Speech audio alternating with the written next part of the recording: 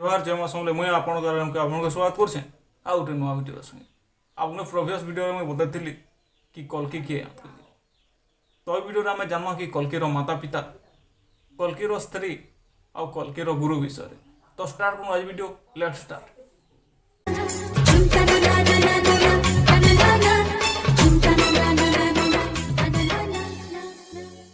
कल्कि पुराण अनुसार परशुराम भगवान विष्णुर 10 नंबर अवतार माने कल्किर गुरु हेबे। कल्कि के युद्ध विद्या शिखाबे आउ कल्कि के शिव भगवान तपस्या करवार लगी कहबे कहीं दिव्यास्त्र प्राप्त करवार लगी।